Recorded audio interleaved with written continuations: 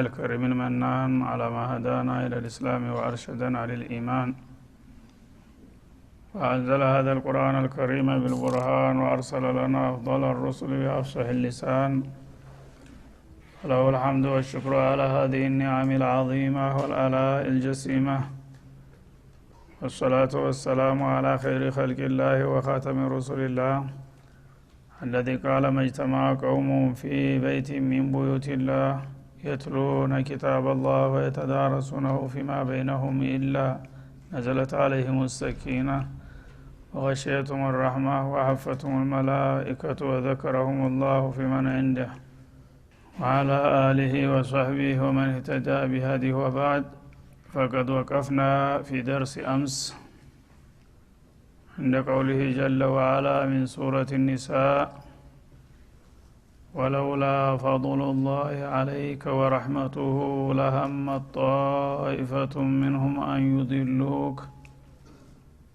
الآية رقم 13، فلنبدأ من هنا.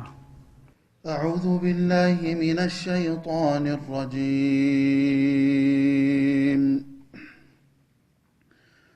ولولا فضل الله عليك ورحمته لهمت طائفة منهم أن يضلوك وما يضلون إلا أنفسهم وما يضرونك من شيء وأنزل الله عليك الكتاب والحكمة وعلمك ما لم تكن تعلم وكان فضل الله عليك عظيما. لا خير في كثير من نجواهم إلا من أمر بصدقة أو معروف أو إصلاح بين الناس، ومن يفعل ذلك ابتغاء مرضات الله فسوف نؤتيه أجرا عظيما. ومن يشاقق الرسول من بعد ما تبين له الهدى ويتبع غير سبيل المؤمنين نوله ما تولى ونصله جهنم وساءت مصيرا. إن الله لا يغفر أن يشرك به ويغفر ما دون ذلك لمن يشاء، ومن يشرك بالله فقد ضل ضلالا بعيدا. إن يدعون من دونه إلا إناثا وإن يدعون إلا شيطانا مريدا لعنه الله وقال لأتخذن من عبادك نصيبا مفروضا ولأضلنهم ولأمنينهم ولآمرنهم فليبتكن آذان الأنعام ولآمرنهم فليغيرن خلق الله.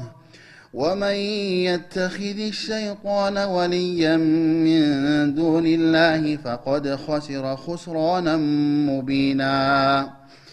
يعظهم ويمنيهم وما يعظهم الشيطان إلا غرورا. أولئك مأواهم جهنم ولا يجدون عنها محيصا. والذين آمنوا وعملوا الصالحات سندخلهم جنات تجري من تحتها الأنهار خالدين فيها أبدا وعد الله حقا ومن أصدق من الله قيلا.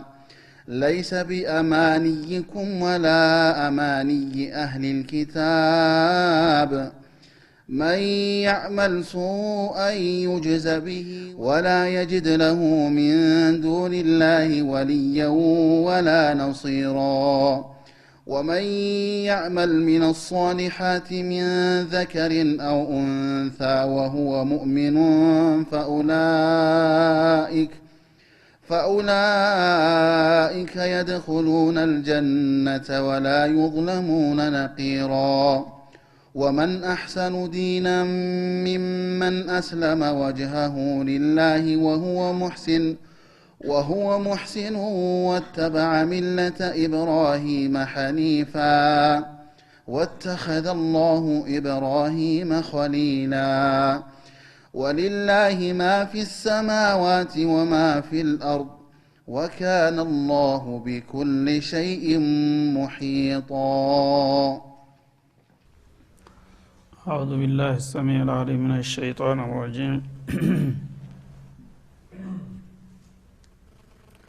يقول الله سبحانه وتعالى ممتنا على نبيه ورسوله صلوات الله وسلامه عليه ولولا فضل الله عليك ورحمته لهم طائفة منهم أن يضلوك. ትናንትና የጧማ እብኑ ኡበይሪቅ የተባለ ሙናፊቅ በሰራው ደባ ምን አይነት ችግር እንደፈጠረ እየገለጥን ያለን ጊዜው አልቆ ነበር። ማጠቃለያው ሳይል የቆምነው የዛ ቀጣይ ነው እና ሰውየው ሙስሊም ነኝ ተብየው ሰውዬ ተጎረቤቱ ስቃ ሰረቀ።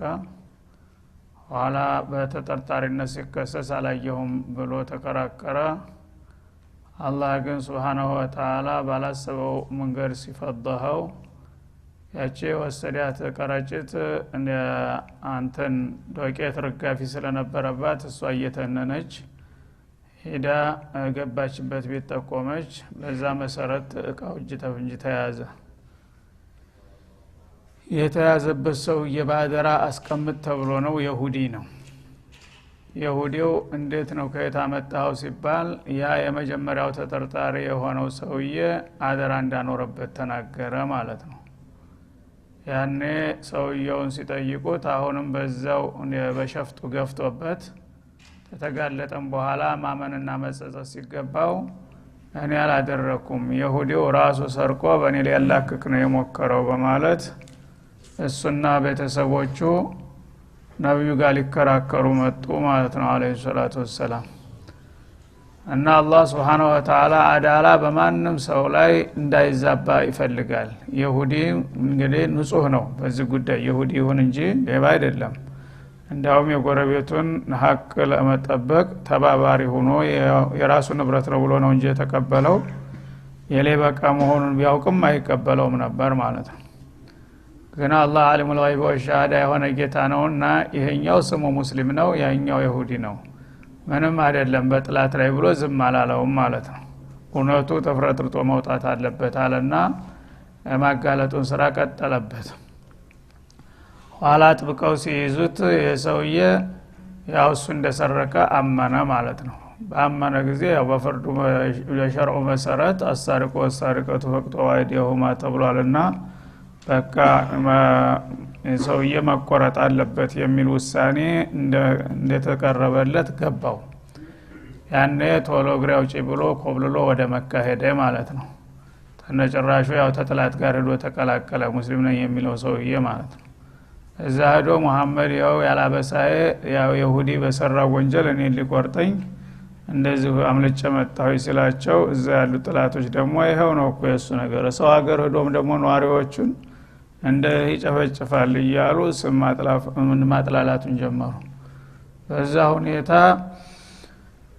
ዘመዶቹና ቤተሰቦቹም ጭምር እንደሱ ጋር አብረው እሱ አልነካም ንጹህ ሰው ነው ይሄ ይሁዲው ሰውዬ አውቆ ነው የለጠፈበት እንጂ ሌባው ይሁዲ ነው ብለው ነብዩን አለይሂ ሰላቱ ወሰለም ሊያሳምኗቸው ሞከሩ። ጫና ሳደሩባቸው ማለት ነው። ያኔ አላህ Subhanahu Wa Ta'ala ወለውላ ፈድሉላሂ አለይክ ወረህመቱሁ አላ ያ አላህ ትሩፋትና ረህራሄው ባንተ ላይ ባይሆን ኑሮ አላቸው ለነብዩ ለሐመ ጣኢፈቱ ሚንሁም የዚህ የሙናፊቅ ወገን የሆኑ ሰዎች አስበው ነበር ወስነው ነበር አንዩድሉከ ከፍትህ ሚዛን ሊያንሸራትቱህ እነሱ በስመ እስላም ራሳቸውንና ሌባቸውን ህጋዊ አድርገው ሌላውን ይሁዲ ያላበሳው እንዲቆረጥ በመገፋፋት አንተን ጭምር ስተት ላይ ሊጥሉህ ነበር የተረባረቡት። ደግነቱ ጥሩ ጠባቂ ስላለ እኔ አዳንኩህ እንጂ አንተ ራስህ ወንጀለኛውን ለቀህ ንጹሃኖችን እንድትቀጣ እየተደረክ ነበር አላቸው ማለት ነው። ወማ يدلون الا انفسهم በዚህ ሙከራቸው ግን ራሳቸውን እንጂ ማንንም አያሳስቱም። ያው እነሱ ራሳቸው ሙናፊቅ መሆናቸውን አጋለጡ የሙናፊቅ ተባባሪ ሆነው በመምጣት ማለት ነው። እንደነሱ ሙከራ ቢሆን ግን አንተንም ራሱ አደጋ ላይ ጥለው ነበር። ግን ምን ጊዜም አላህ ትሩፋቱና ጸጋው ባንተ ላይ ስለሆነ ተንኮለኛ እንደዚህ ሊያሳስትህ አልፈቅድምና አዳንኩህ አላቸው አላህ Subhanahu Wa Ta'ala። وما يضرونك من شيء وما يضلون الا انفسهم እኔ የሙናፊቅ ሌባ ሙናፊቅና የሱ ወገን ተባባሪ ሆነው የመጡት ባደረጉት ሙከራና አርብራባዎች አንተ ምንም ሊጎዱህ አይችሉም። የሚጎዱት ነገር ቢኖር ራሳቸውን ነው። ለምን አንድ ሰው የወንጀለኛ ተባባሪ ከሆነ ራሱ ወንጀለኛ ነው። ወላ ተዓወኑ على الاثم والعدوان የሚለውን መለኮታዊ ህግ ተጋፍቷልና ማለት ነው። وما يضرونك من شيء ማለት شيئا እንኳን እነሱ እንዳሰቡት ሙሉ በሙሉ ወንጀል ላይ ሊጥሉህ ቀርቶ ቅንጣት ጉዳት ሊያደርሱብህ አይችሉም። ማንኛውም ሰው ቢያደባ ነብዩን ሊጎዳ አላህ Subhanahu Wa Ta'ala ልዩ ጥበቃ ስለሚያደርግልህ ምንም ሊያረጉህ አይችሉም ማለት والله يعصمك من الناس እንደሚለው በሌላው አያት። وانزل الله عليك الكتاب እና አላህ Subhanahu Wa Ta'ala በአንተ ላይ ይሄንን መለኮታዊ ኪታብ አወረደልህ والحكمة والسنة المطهرة እንደገና ንጹህ የሆነውንም ሱና ጨመረልህ አላቸው ማለት ነው። እና ሁሉ ጊዜ ነብዩ አለይሂ ሰላቱ ወሰለም ከራሳቸው ተነስተው ሳይሆን በጌታ መመሪያ ላይ ተመርኩዘው ነው የሚያደርጉት እንቅስቃሴ። ወአኑም ወማ ينطق عن الهوى ان هو الا وحي يوحى ይላል። ሰው እንደመሆናቸው መረጃ ባልደረሳቸው ነገር ላይ ሊሳሳቱ ወይም ሰው ሊያሳስታቸው ሲሞክር አላህ ዝም ብሎ ያያቸው ማለት ነው። ያ ሙከራ ያከሽፍላቸዋል። በዚህ ብቻ ሳይሆን በተለያየ አጋጣሚም የዚህ አይነት ሁኔታ ተከስቷል። እና አላህ Subhanahu Wa Ta'ala ይህን ኪታብ ወደ አንተ አወረደልህ። እንደገና ደግሞ ህክማ የሚለው ሱና ለማለት ተፈስሯል እዚህ ላይ። ወይም በሌላ በኩል ፍቅሃን ፊዲን ብለው የፈሰሩም አሉ። ኪታቡ ዝም ብሎ ቃል በቃል መሸምደድ ብቻ ሳይሆን ጥልቅ ሚስጥሩን እንድታውቀው አድርገናል እንዲገባህ ማለት ነው። እና ነብዩ የቁርአንን ማዕና ከማንም ሰው የበለጠ ነው በጥልቅ የሚያውቁት። ለምን አላህ ህክማውንም ጥበቡንም ጭምር አጎናጽፈያለሁ ስላላቸው ማለት ነው። ወዓለመከ ما لم تكن تعلم እና ቀደም ሲል ነብይ ከመሆንህ በፊት ልታቀው የማትችለውን ነገር ሁሉ ጭራሽ ግንዛቤ ያልነበረህን ነገር ጥልቅ የሆኑ ምስጢሮችን ሁሉ አላህ አስተምሮሃል። በዚህ ምክንያት ዲያንክ እንጂ ከሙናፊቆች ደባ እንደነሱ ማሙከራ ቢሆን ኑሮ ጉድ አድርገው ነበር ይላል ማለት። وكان فضل الله عليك عظيما يا الله ትሩፋት ምን ጊዜም ባንተ ላይ ታላቅ ነው። ለማንኛውም ነብይ ከዋልኩት የበለጠ ውለታ ነው ላንተ የሚቸርህና በዚህ ጥበቃና እንክብካቤ ባላዲንህ ኑሮ በይሁዶች በኩል የተጠነሰሰልህ ደባ ቀላል አልነበረም በማለት የዋለላቸውን ውለታ ገለጸና አንጸባረቀ ማለት። በዛ መልክ ያው ሌባውም ወደ መካ ቆብሎ ሄዶ እዛ እንደገና ሲውል ሲያድርና የሚልሰው የሚቀምሰው ሲያጣ ያችኑ ሙያውን ለመቀጠል የአንድ ሀብታም ቤት ሰርስሮ ለመግባት ሲሞክር በሌሊት ያሮጌ ግንብ ተደርምሶ በላው ላይ ያው ተናደበት ሞቶ ተገኘ። በዛ መልክ አላህ Subhanahu Wa Ta'ala እስከ መጨረሻው ድረስ ደባውን አከሰመው ማለት ነው። ስለዚህ እንግዲህ አላህ Subhanahu Wa Ta'ala ምን ያህል አዲል እንደሆነ ነው የሚያሳየው። ይሁዲ ያው ዲደል እስላም ነው ሁሉ ጊዜም ቢሆን ዲደል እስላም ወልሙስሊሚን ነው። ግን በስመ ይሁዲ ዝም ብሎ ወንጀል በተሰራ ቁጥር በአካባቢ ይሁዶቹ ናቸው እየተባለ እንዲማከክና ሌሎቹ ተንኮለኞች እንዲሸፋፈኑ አይፈልግም። ማንንም ሰው ወንጀለኛ ከሆነ ሙስሊምም ቢሆን በዛው ወንጀሉ ኃላፊነትን መውሰድ አለበት። ይሁዲም ቢሆን ደግሞ ይሁዲ ይሁን እንጂ ባልሰራው ወንጀል መወቀስና መከሰስ አይገባውም። ወለው على انفسكم او الوالدين እንደሚለው በሌላው ቦታ ፍትህን በማንም በምንም ላይ ማዛባት አይፈቀድም በእስላም። በራስህ ላይ እንኳን ቢሆን ሰው ገለህ ለምሳሌ ማንም ሰው ሳይህ ኋላ ብትከሰስና ተጠርጣሪ ሆነህ ብትቀርብ ይሄን ሰው ገለሃል ወይ ብሎ ብትጠየቅ አዎን ገድል ያለሁ ማለት ግዴታ ነው። ለምን ፍትህን ለማስከበር ሲባል ማለት ነው። ልጅህም አድርጎ ከሆነ አባትህም ወንድምህም አድርጎ ከሆነ ምንም ርህራሄ ልታረግላቸው አይገባም። አዎን አይቻለሁ ብለህ ልትመሰክር ይገባል ነው የሚለው። ሰው ከራሱ የበለጠ የሚወደው ነገር የለም። በራሱ ላይ አንድ ነገር እንኳን ቢመጣበት ሞትም ያስከትልም ቢሆን የኃላፊነትን መውሰድ መቻል አለበት እንጂ በፍትህ ላይ መወሳለት በእስላም ቦታ የለውም። አዳላ ከሌለ እስላም የለምና ማለት ነው። ላ ኸይረ ፊ ከሲር ምን ነጅዋሁም። ከዛ በመቀጠል ደግሞ ስለ ተለያዩ ማህበራዊ ጉዳዮች አሁንም ይዳስሳል። ላ ኸይረ ፊ ከሲር ምን ነጅዋሁም፣ ሰዎች በምስጥር ከሚወያዩባቸው ጉዳዮች በብዙ ጉዳዮች ኸይር ነገር የለም። ጥሩ ነገር ያለባቸው የውይይት አጀንዳዎች የተወሰኑ ናቸው። አብዛኛዎቹ ሰዎች የሚሻቁሉና የሚወዛገቡባቸው ነገሮች ኸይር የላቸውም። ወይ ወንጀል ነክ ይሆናሉ ወይም ደግሞ ቢያንስ ማላ ያኒ አላስፈላጊ ነገር ይሆናሉ እንጂ ኸይር ያለባቸው የምስጥር አጀንዳዎች የተወሰኑት ናቸው ይላል ማለት ነው። ስለዚህ ሰዎች ከቁም ነገር ይልቁንስ በማያስፈልግና እንዲሁም በወንጀል ነገር ነው ብዙ ጊዜ ሲከራከሩ የሚገኙ ሲወያዩ የሚታዩት ማለት ነው። ኢላ መን አመራ ቢሰደቃ፣ ኢላ ነጅዋ መን አመራ እንደማለት ነው። ከሚወያዩ ሰዎች የውይይት አጀንዳዎች ለምሳሌ የተወሰኑት ናቸው ኸይር ያለባቸው። አብዛኛዎቹ ኸይር የለባቸውም ከተባለ ኸይር ካለባቸው ምን ምን ይጠቀሳሉ ብትሉኝ፣ መን አመረ ቢሰደቃ፣ ነጅዋ መን አመረ ቢሰደቃ፣ በምጽዋት የሚተዛዘዙና የሚወያዩ ሰዎች ውይይት ይሄ ተተባረኩትና አላህ ከወደዳቸው አጀንዳዎች አንዱ ነው ይላል። ሰዎች እንግዲህ ባለጸጋዎች በሚኖሩ ጊዜ በአንድ አካባቢ በዛው ሰፈር አካባቢ ደግሞ ምስኪኖችና ችግረኞች መኖራቸው አይቀርም። የፈለገ የበለጸጋ ሀገር ቢባል ድሃ አይጠፋም የትም ቦታ። ስለዚህ እነዚህ ባለጸጋዎች እየበሉ እየጠጡ እየለበሱ እያጌጡ በቅንጦ ይኖራሉ። በአካባቢያቸው ደግሞ የዕለት ጉርሳቸው ያረረባቸው ምስኪኖች አሉ። ያኔ የሀገር ሽማግሌዎች እኛ ይኸው እንደዚህ እየኖርን ነው፣ ልጆቻችን ቤተሰቦቻችን ተደስተው አጊጠው እየኖሩ ነው ያሉት፣ በአካባቢያችን ደግሞ ጎስቋሎች አሉ፣ ድሆች አሉ፣ እነዚህን በምን እንርዳቸው ብሎ የሚወያይ አጀንዳ ተመጣ። ይሄ ነው አላህን የሚያስደስት ማለት ነው። እኛ ተበላን ሌላው አፈር ይብላ የሚል ከሆነ ፋይዳ የለውም ማለት ነው። ግን ጨካኝ መሆን የለበትም። የሰው ልጅ ራስ ወዳድ መሆን የለበትም። በተለይ ሙስሊም አልሙስሊሙ ለልሙስሊም ከጀሰዲ ዋሂድ ተብሏልና አንተ በልተ ጠግበ ብስና ያገሳህ ሌላው ደግሞ አንጀቱ ታጥፎ እንቅልፋቶ ሲገላበጥ ማደር የለበትም ማለት ነው።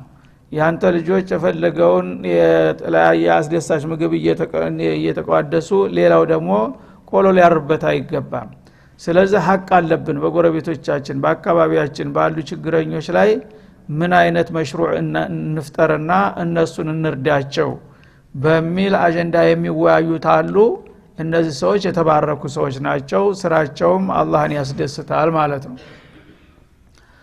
ሰዎች ግን ብዙ ጊዜ እንደዛ ሀብታም ባለጸጋ በሚሆኑበት ጊዜ እንዳውም ጭራሽ ሌላውን እየረሱ በጥጋብ እየተወጠሩ ሌላውን እንዴት እናጥፋው፣ ድሆች ጎስቋሎች ተሰፈራችን እንዴት ይጥፉ ብሎ የሚወያዩ ነው የምታገኘው ማለት ነው። ሰፈራችን አቆሸሸው፣ ይሄ ራቂ የሆነ ዘመናዊ የሆነ ሰፈር ሆኖ ያለ እንደ አይነት ደሳሳ ቤት አለ፣ እንደ ጭቃ ቤት አለ፣ ሻዕቢ ቤት መጥፋት አለበት ከዚህ አካባቢ ብለው የሚወያዩ ታገኛለህ ማለት ነው። በፈለገው መንገድ ይሆን ያው ባለስልጣኑ ጋር ተመሳጥረው ያንን መንጥረው ማስወገድና ማጥፋት የሚያስቡት ብዙ ናቸው። እነዚህ ሰዎች አላህ ሰጥቶናል፣ እኛ ወገኖቻችን ናቸው፣ እነሱንም እናሻሽላቸው፣ መሽሩዕ እንዘርጋላቸው፣ ቤተን በተሻለ መልኩ እንስራላቸው የሚል ቢገኝ ግን እሱ አላህ የወደደውና የባረከው አጀንዳ ነውና የዚህ አይነቱን እንጂ ተዝብ አሻገር ያሉትን እኔ በደስታ ላያቸውም ሲል ያስጠነቅቃል ማለት ነው። እና አሁን የያዝነው መውዱዓችን የምንወያይ ያለነው ስለ ነጅዋ ነው። ነጅዋ ማለት በተወሰኑ በሁለት ሰዎች ወይም በተለያዩ ቡድኖች መካከል የሚካሄድ ምስጢራዊ አጀንዳ ማለት ነው። ረጋ ብሎ የሚወያዩበት ነገር አንድ ማህበራዊ ጉዳይ ወይም ኢኮኖሚያዊ ጉዳይ በአካባቢ የሚያሳስብ ነገር ሲኖር የሀገር ሽማግሌዎች ይጠራሩና በዚህ አካባቢ ያለው ሁኔታ ይሄ ጉዳይ በተመለከተ ቶሎ እንወያይ ይባላል። ይሄ ነጅዋ ይባላል ማለት ነው። ስለዚህ ነጅዋ ከሚደረግባቸው ማለት ምስጢራዊ ውይይት የረካ የሆነ የሰከነ ውይይት የሚደረግባቸው ብዙ ግጭትና ፍጭት የሌለበት ማለት ነው የሚደረግባቸው ከሆኑት አጀንዳዎች አብዛኛዎቹ አጀንዳዎች ኸይር የላቸውም። ምክንያቱም ሰዎች የግል ስሜታቸውንና ፍላጎታቸውን ለማራመድ ወይም ደግሞ የሌሎችን መብት ለመጫን ስለሚጠቀሙባቸው አብዛኛዎቹ የውይይት የምስጢር ውይይቶች በእኔ ዘንዳ ኸይር የላቸውም ጥቂቶቹ ሲቀሩ ይላል። ከጥቂቶቹ አንደኛ በሶደቃ ላይ የሚያነጣጥረው ውይይት ነው እና እኛ አላህ ሰጥቶናል ሹክር ደግሞ ማድረግ ያለብን በአካባቢ ላሉ ምስኪኖችና ጎስቋሎች እንዴት እንመጽውታቸውና እንርዳቸው እንዳውም ለዘለቄታው እንዴት እናቋቁማቸው ብለው የሚወያዩ ካሉ የነዚህ ሰዎች ውይይት አላህ ይባረከው ነው ማለት ነው። ከዚህ ሌላ ያሉ ውይይቶች ግን የተንኮል ውይይቶች ብዙ ናቸው። እንግዲህ አንድ ሁለት ተብሎ የሚቆጠር አይደለም። አሁን የሚወደዱትን ነው አላህ እየጠቀሰልን ያለው ማለት ነው። አው ማዕሩፍ ወይም ደግሞ ማዕሩፍን የሚያራምዱና የሚያስተናግዱ ውይይቶች ከሆኑም እነሱም በአላህ ዘንድ ተቀባይነት አላቸው። ማለት ምንድነው? እስላማዊ ባህል እንዴት ይስፋፋ፣ እስላማዊ ስነ ምግባር እንዴት ይጎልብት የሚል ዲናቸውን ህልውናቸውን የሙስሊሞችን መልካም ስነ ምግባር ለማንጸባረቅ የሚረዱ ነገሮች፣ ዙልም ከአካባቢ እንዴት ይጥፋ፣ ኸይር ነገር እንዴት ይስፋፋና ይንሰራፋ እያሉ የሚወያዩ ከሆነ ይሄ አላህ የሚወደው አጀንዳ ላይ ነው የሚወያዩት ማለት ነው። አው ኢስላህን በይነ الناس ወይም ደግሞ በሰዎች መካከል የተጋጩ ሰዎች ካሉ በማስታረቅ ሚና ላይ የሚንቀሳቀሱ ነገልና ነገሌ ተጋይተዋልና ኑቶሎ እናስታርቃቸው ብለው ይሄን አጀንዳ ይዘው የሚንቀሳቀሱ ካሉ የተጋጩን ሰዎች ለማስታረቅ ይሄም አላህ የወደደውና የባረከው የሆነ አጀንዳ ነው ማለት ነው።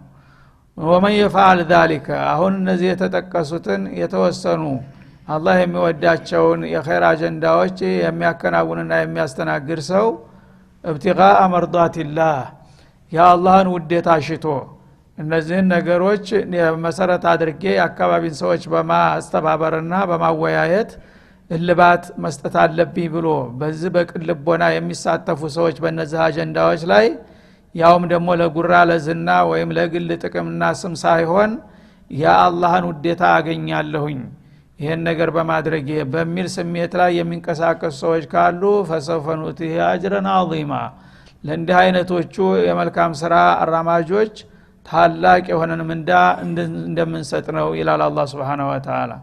ስለዚህ لا خير في كثير የሚለውን አንዳንዶቹ ያላግባብ ዝም ብለው የሚፈስሩ አሉ። በተለምዶም لا خير في كثير ብሏል ይላል። ብዙ ነገር ኸይር የለውም ለማለት ይሄንን አያት ብዙ ጊዜ የሚጠቅሱ ሰው ታገኛለ። ስተት ነው ይሄ። ብዙ ነገር ኸይር ያለው ከሆነ ብዙም ቢሆን ኸይር ነው። እንደውም ኸይር በዛ የበለጠ ማለት ነው። እና ብዙ ነገር ኸይር የለውም ለማለት ይሄንን አያት እንደማስረጃ መጥቀስ ኸጣእ ነው። እንግዲያውሳ ቀይዶታል አላህ ሚን ነጅዋሁም እያለ ነው። ሰዎች ከሚወያዩባቸው ብዙ አጀንዳዎች የተወሰኑት አጀንዳ ናቸው አላህ በሚወደው መልክ የሚራመዱት፣ ብዙዎቹ ግን ኸይር የሌላቸው የተንኮለኞች አጀንዳ ናቸው በማለት አጀንዳው በውይይት ላይ ብቻ ነው የታጠረው። እና ሰዎች ከሚወያዩባቸው አጀንዳዎች ብዙዎቹ አጀንዳዎች ከአላህ ፍቃድ ውጭ ናቸው፣ የራቁ ናቸው። የተወሰኑት ግን አላህ በወደደው ላይ ናቸውና በእነዛ አላህ በወደዳቸውና በባረካቸው አጀንዳዎች ዙሪያ ተወያዩ ለማለት እንጂ ከአጀንዳ ውጭ ሂዶ ሰው ብዙ ሆኖም ካየ لا خير في كثير ይላል። ብዙ ሰው ስላየ ማለት ነው። ገንዘብን በዝቶ ካየ لا خير في كثير ይላል። መኪናን በዝቶ ካየ لا خير في كثير ይሄ የአውራ ዘለሎች አካሄድ ነው ማለት ነው። ኸይር ነገር አይጠላም፣ በበዛ ቁጥር የበለጠ ይወደዳል እንጂ ኸይርን አላህ እኮ لا خير في كثير ብሏል በቁንጥል ማለት ነው። لا خير في كثير በምን ዲላይ ሚን ነጅዋሁም መጨመር አለበት። ሰዎች ከሚወያዩባቸው በርካታ አጀንዳዎች መካከል በብዙዎቹ አጀንዳዎች ኸይር የላቸውም፣ የተወሰኑት ግን አላቸው ለማለት ነው የመጣው ማለት ነው። ስለዚህ ቁርአንን ወይም ሐዲስን በቁንጥል መውሰድ ሰተት ላይ ይጥላል። ራስ ተሳስተ ሌሎችንም ታሳስታለህ። ፎይል ሙሰሊን እንዳለው ማለት ነው። ፎይል ሙሰሊን በቁንጥል ከወሰርከው ለሰጋጆች ወየላቸው ነው። ሰጋ የሚሰግድ ሰው ሁሉ ወየለት ማለት ነው። ስለዚህ የማይሰግድ ይሻላል ማለት ነው አይደል እና ተዛ ቀጥሎ ያለው ግን ሲመጣ ምን ይሆናል ወልሙሰሊን الذين هم عن صلاتهم ساهون መስገዳቸው ሳይሆን ዛቻ ያመጣባቸው ሶላታቸውን ያዝለቀቅ የሚያደርጉ እና ዋልጌዎች ጠንክረውና ተግተው የማይሰግዱ ሰጋይ ተብየዎች ወዮላቸው ነው አላህ ያለው ሰዎች ግን የሰገደ ሰው ወዮለት ለማለት ይተከምበታል አንዱ ሙጅሪም ለምን አሰግድም ሲለው ለምን ይሰግዳለሁ ወይል ሙሰሊን ነው እኮ ያለው እንጂ ለغير المصلين አላለም ማለት ሰጋጆች ወዮላቸው እያለ እኔ ወይል ውስጥ ገባለሁ እንዴ ለምን ይሰግዳለሁኝ ይሄ እንግዲህ ከሊመተል ኩፍር ነው ማለት ነው በአላህ ቁርአን መጫወት ስለዚህ አሁንም ላ ኸይረ ፊ ከቲርን የሚለውን በተለምዶ ሰዎች ብዙ ነገር ኸይር የለውም ለማለት ስለሚጠቅሱት ይሄን እንድናውቅና እንድናስጠነቅቅ ያስፈልጋል ምን ነጅዋሁም የሚለው ቀይድ አብሮ መያዝ አለበት ማለት ነው هذا وصلى الله وسلم على النبي وإلى لقاء يترفعون بمكتل وإن شاء الله